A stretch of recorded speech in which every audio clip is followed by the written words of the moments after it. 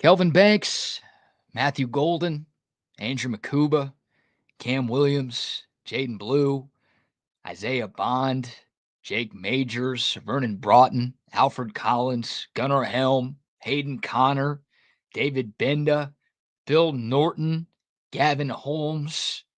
All of those Longhorns have already declared for the 2025 NFL Draft. That's a lot of talent. Will the Longhorns still be able to compete for a national title next season? We'll discuss on today's edition of the BK Show. What's up, guys and gals? Welcome in to another edition of the BK Show right here on YouTube. This is your one-stop shop for Texas Longhorns content. I'm your host, BK Brad Kellner. Hope everyone is having a great week so far. Please like this video. Please subscribe to the channel if you haven't done so already. Posting daily content, talking all things Texas sports. So you see the title, you heard the opening. We're talking about the mass exodus of talent leaving the University of Texas right now. By my count, there have already been 14 players from the 2024 Texas Longhorns roster who have posted their intentions to leave Texas on social media. Just ran down that list of names. And if you heard that list, you heard that it did not include Quinn Ewers, Jahdae Barron, Silas Bolden, and Barron Sorrell. All guys that we kind of know are leaving. Hell, 3 of those guys have to leave. That list also didn't include Trey Moore, Michael Taff, and DJ Campbell, all guys who are draft eligible, who could come back to Texas for another season, but could also decide to take their talents to the next level. So that's a lot of players. That's a lot of really, really good players. That's a lot of experience that Texas is going to be losing this offseason. The question becomes, can the Longhorns withstand all of those losses? I say yes. Hell, they lost 11 players to the draft last year, and they got right back to where they were this year. And I think Texas had a better 2024 than 2023, all things considered. The fact that they were in the SEC, the fact that they had to win 2 playoff games to get to the college football playoff semifinal, where obviously last year in the 4-team bracket, they didn't have to do that. I think they had a better year this year than they did last year, and that's despite losing 11 players to the NFL draft. I mean, you go back and look at everything that Texas lost after the 2023 season. They lost their number 1 running back. They lost their top 3 wide receivers, their number 1 tight end, the starting right tackle, the 2 best defensive linemen in the country, the best linebacker and Jalen Ford. I mean, pretty much the entire starting secondary outside of Michael Taff and Jahdae Barron, the leading punt returner, the leading kickoff returner. All of those guys left Texas after the loss to Washington to wrap up the 2023 year. And again, Texas made it right back to the college football playoff semifinal in 2024. There were all sorts of questions about whether or not Texas was losing too much to be successful this year. Hell, I doubted them. I had Texas going 9-3 this year. I had Texas missing the college football playoff this year. They proved me wrong. They proved a lot of doubters wrong. I think they even proved a lot of Longhorn fans, myself included, wrong with the fact that they were able to do what they did despite what they lost to the NFL a season ago. Now, they're going to have to do it again. I mean, this year, they're losing their quarterback. They're losing their number 2 running back. Trey Wisner kind of became the number 1. You'll have C.J. Baxter back next season. But you're losing your top 2 wide receivers plus Silas Bolden. You're losing your number 1 tight end again. You're losing 4 offensive linemen. That's a major position of need for Texas and a big area of concern for me right now. You're losing your top 2 interior D linemen again. You're losing a big-time edge guy. You're losing your number 1 corner. And, oh, by the way, the Thorpe Award winner, and Jahdae Barron. You're losing a starting safety. You're losing both of your return men again. It's a lot. It's crazy. The Longhorns had 11 players drafted last year. They might have more than that this year. I mean, there's a chance that Texas has 13, 14, maybe even 15 players selected in these 7 rounds of the 2025 NFL draft. And look, that's the sign of a healthy program. Is it a little scary? Yeah, absolutely. It's scary because you're losing a lot, but that's where Texas needs to be. Georgia, Nick Saban's Alabama, Ohio State, feels like those teams lose double-digit players to the league. every year, and they bounce back, and they're in the thick of things every year. That's what Texas did last year. They proved that they could do it in back-to-back years by doing what they did this year. Now they've got to prove that they can withstand another big-time departure in terms of quantity and quality to the National Football League. So it's a lot. And once again, not just quantity, but quality as well. Now, the good news, and by the way, hit us up in the comment section. The Have It Your Way hotline is open. Let me post a quick link to that because I forgot to pin that comment here. So I'll post it in the chat right now if you're watching this thing live. If you want to get involved with the show, if you want to have your voice heard, click that link and get involved with the Have It Your Way hotline. Yeah, it's the BK show. Of course, we're rocking the play on words there. But obviously, just if you want to comment as well, please do so. And if you're watching this after the fact, hit us up in the comments below. The good news for Texas, they've got a lot of talent coming back. I mean, Steve Sarkisian has recruited at an elite level, 4 straight top 5 classes for the University of Texas. And of course, the Horns just brought in the number 1 class in America, according to the composite ranking. So there's a lot of talent to replace the talent that is off to the NFL. And there's been a lot of development going on at the University of Texas. That was a huge problem at the end of the Mac Brown era and throughout the Charlie Strong and Tom Herman eras. Texas recruited pretty well. They didn't recruit this well, but they were recruiting a lot of top 10 classes, and guys just weren't getting better. Once they got to the 40 acres, that problem no longer exists. Thank the Lord for that. So you've got a lot of talent on this roster. You've got development that is happening with this coaching staff. Look, Texas has already brought in a few players from the transfer portal. I think now that the season is over, they're going to focus even more on the portal, and they're going to bring in a few more big name players who can help contribute to this team in 2025. And I think Steve Sarkisian and this coaching staff has earned the benefit of the doubt. I think they've earned our trust with their ability to put together a competitive roster and their ability to develop talent and have Texas competing for championships. I mean, they, again, proved a lot of people wrong for years. Once the announcement came down in 2021 that Texas was headed to the SEC, people didn't think Texas was going to be able to compete in the best conference in college football. What did Texas do? Well, they made it all the way to the conference championship game, and they were the last SEC team standing in the college football playoff. They proved a lot of doubters wrong with what they accomplished. There's going to be a lot of doubters next year because of what Texas is losing. They've got to go and prove that again. But I feel good about Texas being able to do that. Again, this coaching staff has earned my trust. I think they should have earned your trust as well with what they've been able to do. Now, there are a few positions of concern. And as Albert says, yeah, there are some rumors about Manny Muhammad. I think Manny Muhammad removed Texas from his social media bios, which that's the world we live in 2025, that you got to pay attention to stuff like that, right? Manny Muhammad no longer has Texas football mentioned in his Instagram account, and that has people freaking out. Oh, could he be transferring? And he's going to be Texas's number 1 corner next season. Could we be losing him?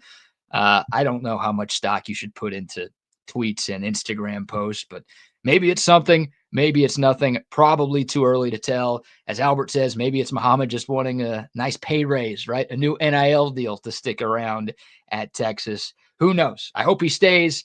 Obviously, if he leaves, that's another loss for Texas and another guy that they are going to have to replace.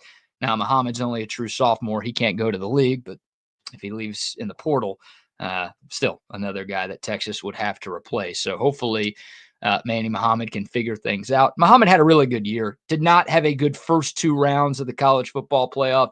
He got burned a lot against Clemson. He got burned at times against Arizona State, especially on that running back pass that Cam Scadabu threw. I mean, Muhammad looked like a drunk softball player trying to find the ball in the air on that play. But Muhammad still had a really good season, and I thought he played really well in the semifinal against Ohio State. I thought the entire secondary did too. And he showed me enough this year, and he's shown me enough over the first 2 years of his time in Austin to where I think Texas should be doing pretty much everything in its power to ensure that number 5 is back in Austin for at least one more season. And I almost hope it's one more year because Muhammad's draft eligible after 2025. I hope he puts it together and is one of the better corners in America next year. And then he is in the conversation to be a top 2 or 3 round draft pick, just like a lot of the guys who are leaving Texas this year. So that could be a position of concern if Muhammad leaves. And look, you're already losing Barron. You're already losing Makuba. Jury's still out on Michael Taff, although I think Michael Taff is staying. Most of what I've heard behind the scenes is kind of indicating the same thing, but until it's official, don't want to count your chickens before they hatch or whatever the hell the expression is. We'll wait and see. Michael Taff has to make his decision by tomorrow. That's the deadline for him and for everybody else on Texas who is trying to figure out their NFL futures. But positions of most concern right now as we run through all of the players that are leaving Texas and trying to debate if the Longhorns can still compete for championships next year. It's got to be the offensive line, number one, right? I mean, losing 4 starters to the league, and you've got 2 potential first-round picks, one lock with Kelvin Banks, the other potential with Cam Williams, who, if he doesn't go in the first round, I think will be like a top 50 draft pick this year. Now, you're losing a 4-year starter at center, Jake Majors, and you're losing a 3.5-year starter at guard with Hayden Connor. So it's talent, it's experience, and it sucks, for lack of a better word. Excuse me. So you've got to replace those guys. Now, Texas has not relied on the transfer portal to restock its O-line. They've done way more recruiting and developing over the years. So maybe Texas goes to the portal just to bring in an experienced, talented body, a guy who's already started somewhere else at the collegiate level. Or maybe they do what they've done in the past and just say, hey, we trust Kyle Flood and company to get these guys right. We're going to build from within. And our starting 5 on our offensive line is just going to be guys who are in-house. I don't know. We'll wait and see what happens. I mean, you've got hopefully DJ Campbell coming back. He's another guy who could leave, but I think he'll return. You've got Cole Hudson coming back. He's probably your starting center because he was your backup there this year. And, of course, Trevor Gooseby, who impressed down the stretch when he had to play for both Texas starting tackles when they got hurt. Like, that's a solid top 3. But outside of that, I mean, Brandon Baker, the 5-star, is going to be going into year 2. He needs to be huge for Texas. He could be a starter. Neto Umeozulu, high 4-star recruit coming out of high school. I think he's about to enter his 3rd year in the program. Like, I know Texas feels good about him, but he doesn't have much playing time in actual games. So that's a big question right there. You've got some other names. You've got some other young guys. Daniel Cruz is one. Connor Robertson is one, although he's not very young at this point. But dudes who have been a part of this Texas team for at least a year. You've got guys waiting in the wing. But is that going to be enough for Steve Sarkisian and Kyle Flood to be satisfied? Or do they try to hit the portal and bring in a proven offensive lineman? I almost think they have to, guys. Like, I'm nervous with this starting 5, and if one of those 5 goes down, I'm really nervous about what the Longhorns have beyond those dudes. I'd feel a hell of a lot better about what this offensive line can be if they bring in at least one. I'd almost prefer 2, but at least one offensive lineman with some starting experience in major college football. Because right now you've got DJ Campbell. Now, Cole Hudson's got a decent amount of experience. Trevor Gooseby's got a little experience, but it ain't a lot there in terms of proven commodities in that offensive line room. And it's no coincidence that Texas's 2 best seasons it's had as a team since 2009 have come because the Longhorns have had their best offensive line in, hell, longer than 15 to 16 years. That O-line, that 09 offensive line was not as good as the offensive line that Texas has had the last couple of years. There was no Kelvin Banks on that team. I think everybody knows that Texas has gone 2 decades without having an O-lineman drafted in the first round. They might have 2 drafted in the first round in April. That's how good this group has been. So they need to have an elite offensive line to compete in this conference. And, obviously Texas opens up the season on the road at Ohio State. Hell, the offensive line wasn't good enough against Ohio State, and it was a Joe Moore Award finalist offensive line. Now you're losing 4 guys off of that group. You got to replace them, and your first game protecting Arch Manning is in Columbus against probably the defending national champs. You better make sure your offensive line is ready to rock and roll. Otherwise, that could be a long day, and next season could be a little longer than Texas wants it to be. So that's position number 1 for me. And I think if you surveyed about 100 Texas fans, I'd say about 80 of them would agree with that sentiment. Defensive line is okay. See, Gaddis says, I think we're fine at O-line. I hope you're right. I think the potential's there. Texas has recruited well enough there to be fine. I like proven commodities. I like knowing what to expect at every position, but especially at that position where communication is as important as it is. Uh, I'm nervous. Could it work? Yes, but would I feel better about it working if Texas added some bodies? 100%. The next one is the D line. Same thing. I mean, Texas has been elites on the defensive line in each of the last 2 seasons. A lot of folks, myself included, a little nervous following the departures of Tavondre Sweat and Byron Murphy last year. Talking Outland winners, you're talking 2 top 40 picks. They were the 2 best interior D linemen in America. And no one was really sure what to expect from this D line in 2024. They were great. They didn't take much of a step back, but you had Vernon Broughton and you had Alfred Collins, who were guys who had a lot of snaps a season ago and guys who were going into their 4th or 5th years in Austin. So they'd played a lot of football. They'd practiced a lot at this level. You figured you might have had enough to where the drop-off wasn't going to be that huge. And thankfully, because of those guys, and give Kenny Baker some credit as well, did a great job as the first-year D-line coach. You didn't see that crazy drop in production from the defensive line room. The good news is you're good on the edge. You've got a lot of guys coming back. Ethan Burke will be back. Colin Simmons, the Sean Alexander Freshman of the Year, will be back. Hopefully Trey Moore comes back for another season. You've got Colton Vasek there as well. You've got talent. You've got experience. You've got some dudes coming off the edge. That position should be just fine. But the interior of the Texas D-line, no Alfred Collins, no Vernon Broughton, no Bill Norton, no Tia Savea, no Jermaine Lolay. Those are your top 5 snap getters there, guys and gals. Those are good players and experienced players, and they're all off. So what do you do there? Texas has already added 2 portal D tackles with Cole Brevard coming from Purdue and Travis Shaw coming from North Carolina. I don't think either of those guys are like dominant forces, but you've got bodies there coming in. You've got Justice Terry, one of the top 10 players in America in this year's recruiting class. I always get a little nervous relying on true freshmen anywhere, especially on the lines of scrimmage, but he's a guy who could get some playing time. But, I mean, it's Alex January, it's Melvin Hills, and Myron Charles, Josiah Sarma, Justice Terry. Those last 3 guys are all early enrollee freshmen. The other 2, not a lot of playing time in college. Texas not only losing all of those dudes to the league, I think they are losing 4 guys to the portal as well.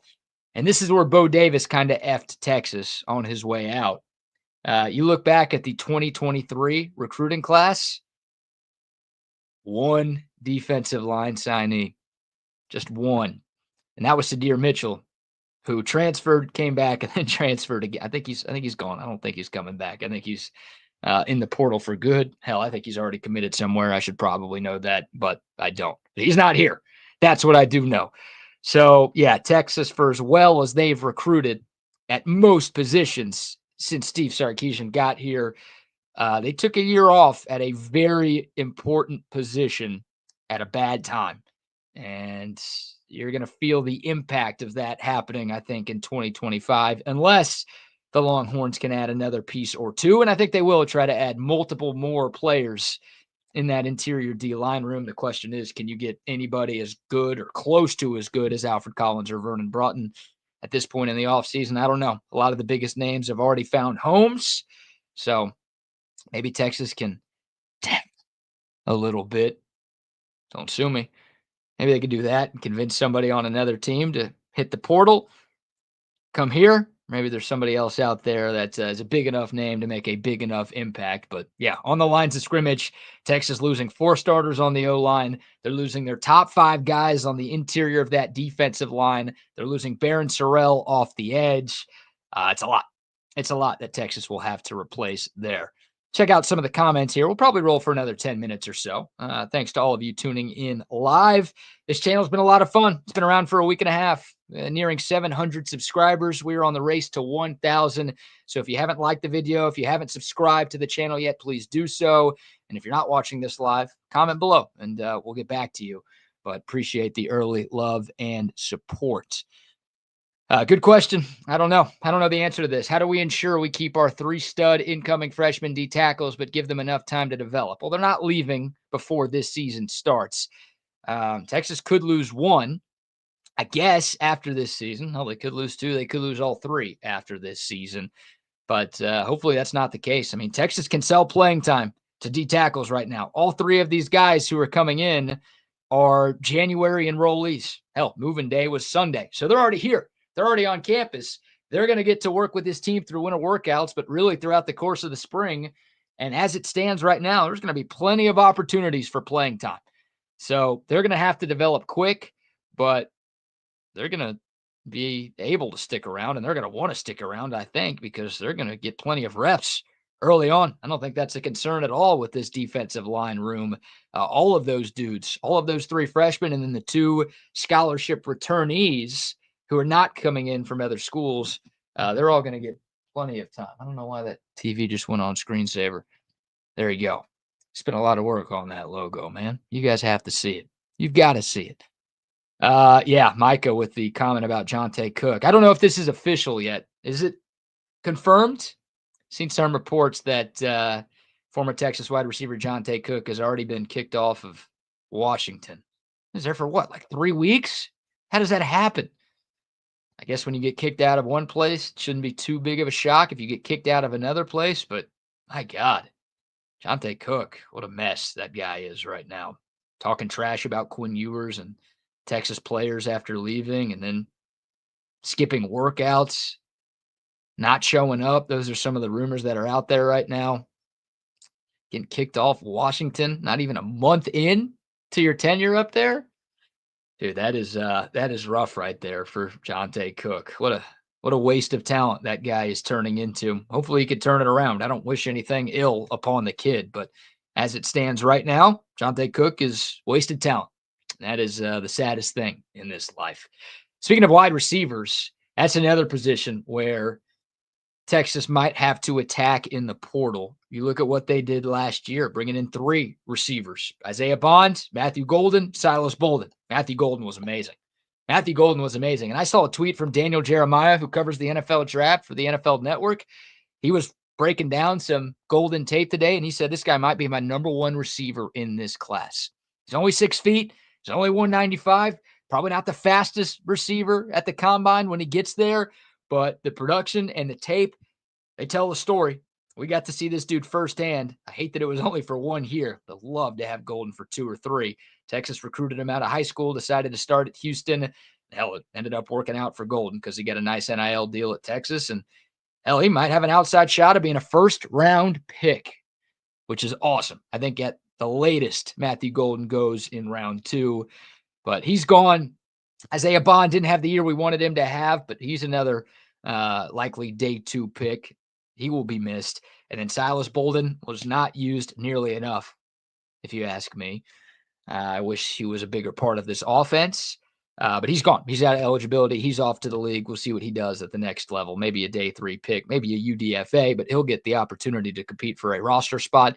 And with how fast he is and how shifty he is and how good of a returner he is, I think he's got a shot to make a team. So you're losing those guys.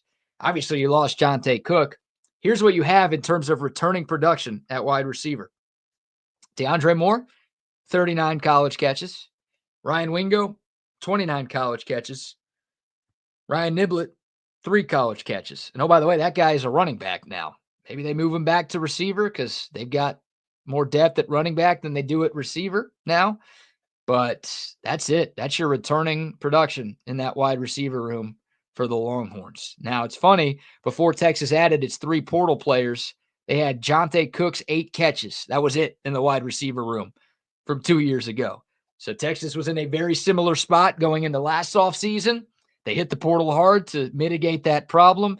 I wonder if they do that again this year. Now, DeAndre Moore showed us a lot. Ryan Wingo, 5-star freshman, showed us a lot. I think both of those guys are only going to get better next season. But I still feel like Texas will be in the market for at least 1 or 2 portal receivers. I don't think they'll have 3 like they did last offseason. But I still think they'll add one or two. Now, in terms of talent, I mean, you've got two 5-stars coming in with Khalil Lockett and Jamie French. You've got Dalen McCutcheon as well. You've got Michael Terry, who's a 5-star athlete. I don't know what position he's going to play, but you can line him up at a few different spots. Like all of those guys are early enrollees, and they've all got a chance to be special players at Texas. And then you've got the three redshirt freshmen, guys who were a part of the class of 24 with Freddie Dubose, Aaron Butler, and Parker Livingston. Those guys are here. Those guys might be ready to do what DeAndre Moore did in year two, take that step and be a big part of this Texas Longhorn offense. Plenty of talent. I mean, guys want to play in Steve Sarkisian's offense. Wide receiver recruiting will never be a problem for Texas as long as Sark is the head coach, because he had two top 50 wide receivers drafted last year, plus Jordan Whittington, who went on day 3. He's going to have two top 50 wide receivers drafted this year, more than likely, plus Silas Bolden maybe going on day 3. Yeah, guys like being in this offense, pro-style offense. Guys catch a lot of balls, and Sark keeps sending them to the league. So, no, by the way, Chris Jackson, the wide receiver coach, has coached wide receivers in the league. Guys want to be a part of all of those things. So Texas will be fine. They recruit well. They're just in kind of a weird spot right now where they don't have a lot of returning production. So most of the top wide receivers who were in the portal have already made their decisions. Eric Singleton Jr., the Georgia Tech transfer, took a visit in Austin, ended up signing with Auburn, so he's off the board. Micah Hudson, the former 5-star, ended up going to A&M. Texas didn't offer Micah Hudson this time around. I think if they did, he'd be here in Austin, but Texas decided not to offer Micah Hudson out of the portal. So there were a couple of guys that were linked to the Longhorns, but ultimately ended up going somewhere else. Now they've got to find, at least I think they will find, somebody out there with some experience to come in and try to fill the roles that Matthew Golden and Isaiah Bond and Silas Bolden filled. Once again, I don't think it'll be 3, but I'd say it'll be 1 or 2 wide receivers that Texas tries to bring in just to make sure they're already going to be starting a first-time starter at quarterback. They're already going to be breaking in 4 new starters on the offensive line. You'd like to have as much experience on your offense as you possibly can when you're dealing with that much youth on that side of the football. So we'll see. I'm sure we'll start to hear some names pop up over these next couple of days for potential targets. Jamie French. Seagata says Jamie French, the closest to impacting the team. Yeah, I heard Jordan Scruggs on Texas Sports Unfiltered earlier today talking about this. He said he thinks Khalil Lockett's probably that guy, probably the dude who has the best chance to make the earliest impact on the 40 acres. But Jamie French, I mean, he showed out in the All-America game this past weekend. I think he's got a shot to do the same. The question is, does Sark trust these guys, right? Sark, I don't think he trusted Ryan Wingo a ton this year, which explains kind of the lack of production for Ryan Wingo. And, Sark clearly didn't trust Jonte Cook and DeAndre Moore and the other wide receivers going into this past year because, well, he, once again, added 3 guys from the portal. So the amount of players Sark adds in that wide receiver room, I think, will tell you how much he trusts those guys to make an early, immediate impact. And also, once again, you look at the Aaron Butlers, Freddie Duboses, and Parker Livingstons. What did Sark and company see from those dudes in practice? Can he rely on those guys in their second seasons with pretty much 0 playing time in meaningful games? Or does he decide to hit the portal as well? So those are my top 3 positions of concern. I think there's a pretty big gap between 1, 2, and 3, right? The offensive line, the defensive line, kind of right there, 1 and 1A. Texas has to do something there. Otherwise, I'm a little nervous about what next year could be. And then I think wide receiver is another spot where I'd like to see Texas add. They could go tight end too. Obviously, losing Gunnar Helm, you could add somebody in that spot. Maybe another secondary piece, especially if Michael Taft goes. But even if he stays, I wouldn't hate Texas adding a corner, maybe kicker. Who knows what the future holds for Bert Auburn? Maybe he comes back. I don't know if Texas wants him back, at least as a starter. Maybe Will Stone is good enough. Who knows? There are obviously plenty of spaces where Texas is going to need to look in the portal to address. But man, it's a lot leaving. again, I said it at the start of this video. I'll say it again. I feel like Texas can withstand this mass exodus that they're going through, but it won't be easy.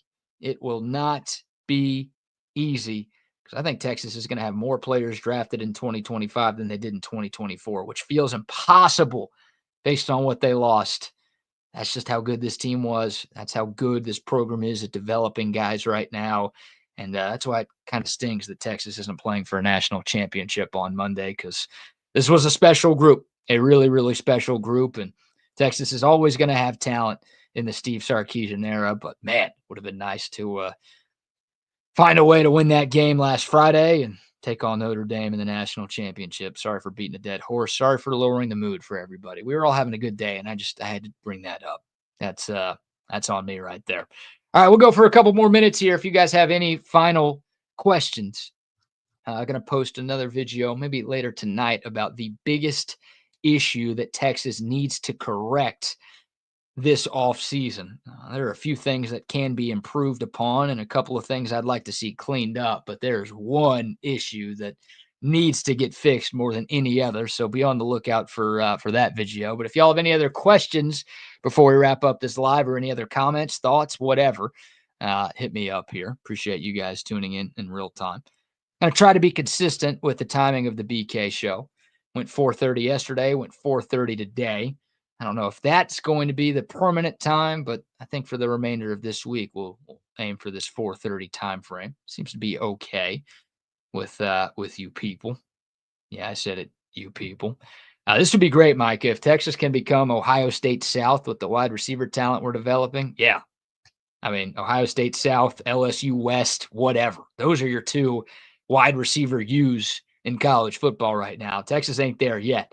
Hopefully the Longhorns get there, but yeah, Ohio State and LSU are sending like not only first rounders, but top 10 receivers to the league seemingly every season. And those guys are also really good in the NFL. They're making big time impacts. You look at the best wide receivers in football. I mean, hell, Jefferson and Chase were on the same LSU team, which is absolutely insane. You've got Malik Neighbors, obviously, who was a stud as a rookie for the Giants, despite catching balls from Daniel Jones and Danny DeVito. Like, yeah, if you can get to LSU or Ohio State level when it comes to receivers, you're doing something right. And that's, hell, when Sark was at Alabama, they were that team. And Devontae Smith, Jalen Waddle, Henry Ruggs, not the best of dudes, but a really good player. Who am I missing? Somebody else in that wide receiver room was awesome and is playing on Sundays. Like you could be any of those teams. I think you'll be okay. All right. I think that's going to do it for today's video. Appreciate y'all watching the BK show. Always want to thank y'all for the love and support. We'll be back to do it again soon. If you didn't watch this live, please comment below. But again, this is your one-stop shop for all things Texas Longhorn content. Until next time, don't forget, when you watch the BK show, you rule. See y'all tomorrow. Hook 'em.